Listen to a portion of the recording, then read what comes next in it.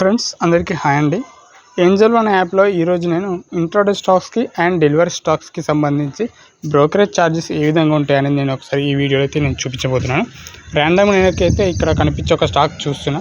First cry brain బీస్ solution అనే stock అయితే చూపిస్తున్నాను నేను. చూడండి, ఇది మనం ఇంట్రాడే ఎప్పుడు కానీ 200 EM ఎబో బ్రేక్ అయిన తర్వాత తీసుకుంటాం కదా, ఇక్కడ చూపిస్తాను చూడండి. 362, 63 అలా చూపిస్తాను.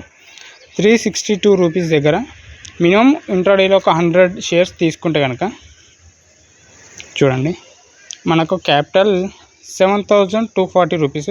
అలాగే ఛార్జెస్ చూడండి ఒక్కసారి, 15.25, Angel one brokerage 10.8 and external charges 2 taxes 2.2 rupees. అదే 100 షేర్స్ మీరు కనుక డెలివరీలో బై చేస్తే మీకు 36,200 రూపీస్ కావాలి. ట్యాక్సెస్ చూడండి, Angel one brokerage 20 rupees, external charges 6.5, taxes 40. అంటే ఇక్కడ సెక్యూరిటీ ట్రాన్సాక్షన్ ట్యాక్సే ఎక్కువ ఉందన్నమాట, 36 రూపీస్. టోటల్గా 66.5. ఇంట్రాడేకి ఏమో 15 రూపీస్. లాంగ్ టర్మ్ స్టాక్స్కి బై చేయాలంటే మాత్రం, ఫ్యూచర్కి బై చేయాలంటే 66.5, అంటే ఆల్మోస్ట్ 52 రూపీస్ ఎక్కువనే ఉందన్నమాట. కాకపోతే ఇంట్రాడేలో మీకు మెయిన్ ప్లస్ పాయింట్ ఏంటంటే 5x బ్రోకర్ మార్జిన్ అయితే ఇస్తారనమాట. డెలివరీలో అలా ఉండదు, టోటల్ అమౌంట్ మీరు పే చేయాల్సి ఉంటుంది.